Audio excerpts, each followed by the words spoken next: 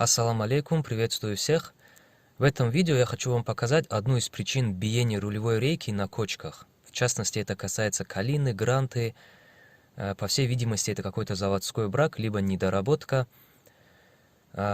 Процедура несложная, замена всего лишь одной маленькой детали, возможно, поможет вам решить эту проблему. Конкретно в моем случае я недавно заменил рулевую рейку, поставил новую рейку, но биение присутствует. И как я отметил, это, по всей видимости, заводской брак. Конечно же, стоит отметить, что эту же самую процедуру я делал и на заводской рулевой рейке. То есть та рейка, которая была у нее с завода на этой машине, мне приходилось проводить ту же самую замену. И вот теперь пришло время уже менять рейку целиком, поскольку она была уже изношена и не подлежала ремонту. В общем, мы поставили новую рейку, но стук снова вернулся, что лишний раз подтверждает то, что это какая-то недоработка, либо заводской брак. Хочу вам показать, как откручивается карданчик. Вот тут один болт откручивается, и вот здесь наверху тоже. К нему очень неудобно подлезть. Но вы можете покрутить руль так, чтобы вам было удобно просунуть туда руку и инструмент. Вот сюда я заранее сделал метки, чтобы не сильно сбиться, чтобы не пришлось, так сказать, мучиться и по новой выставлять руль, хотя бы так приблизительно. После того, как вы отодвинули кардан со шлицов рейки, необходимо открутить вот эту крышку. Она крепится на двух болтах, на шестиграннике. То есть шестигранником на 6 нужно открутить эти два болта, снять эту крышку вместе с пыльником. И таким образом мы можем добраться уже до вот этой самой шайбы или тарелочная пружина, как написано на упаковке этой детали. Самое главное вытаскивать эту крышку аккуратно, потому что там есть такие маленькие шарики. Очень важно, чтобы они не рассыпались. Вот когда я уже вытащу, я вам покажу. Вот мы и сняли эту самую крышку. Что мы делаем далее?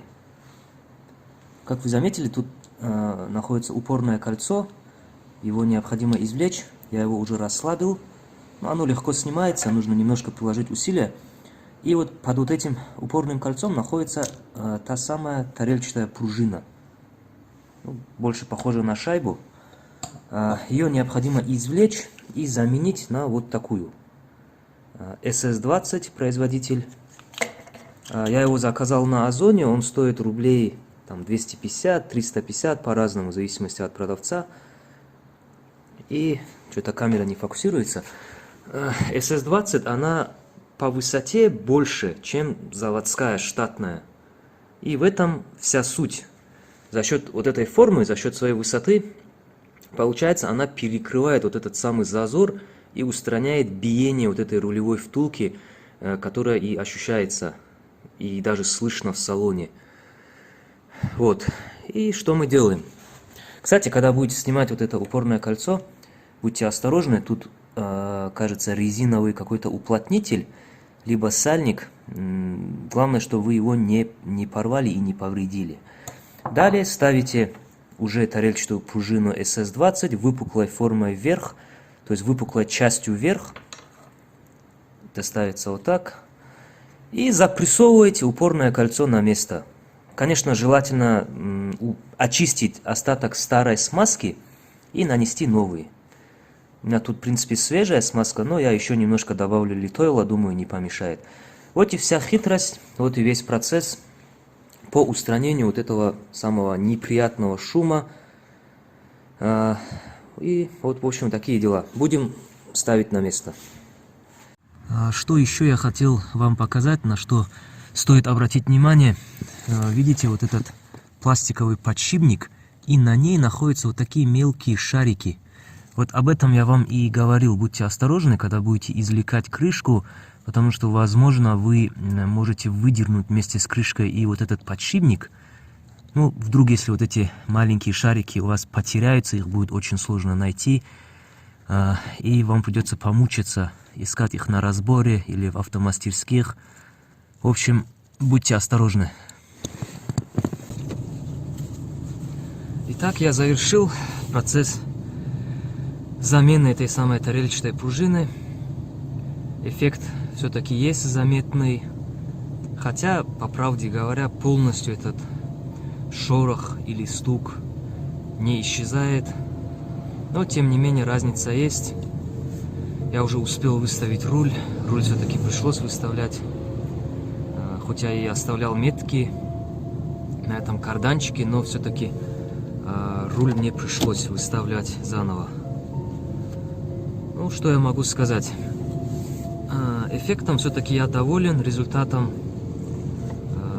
по крайней мере, тише этот стук стал. Я уже успел проверить по кочкам, проездить. И что могу сказать? Процедура несложная, можно в домашних условиях все сделать самому, не обязательно даже куда-то заезжать.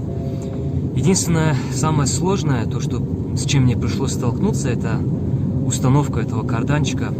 Нужно попасть именно в пазы, чтобы он сел ровно, это очень важно, потому что от самого карданчика тоже могут быть биения и всякого рода шумы. Вот.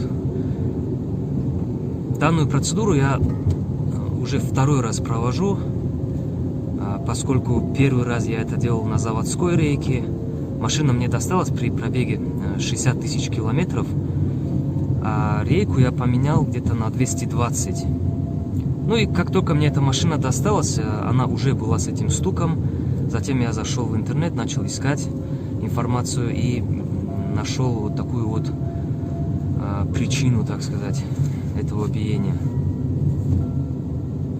И когда я первый раз установил на заводской рейке, точнее заменил вот эту штатную заводскую вот эту шайбу на SS20, я сразу же почувствовал разницу.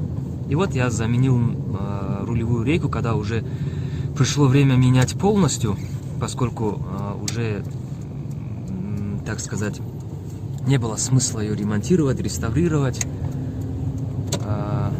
и решил заменить целиком на новую. И как только я поставил новую рейку, этот же самый стук вернулся. И вот тогда я понял, что 100% на калиновских и, наверное, на грантовских рулевых рейках это заводской брак, это недоработка, заводская недоработка. Так, ну, пожалуй, на этом мой выпуск завершен. Надеюсь, я хоть кому-то помог. Если этот ролик был полезным, ставьте лайки, пишите комментарии. Интересно узнать ваше мнение. До скорых встреч!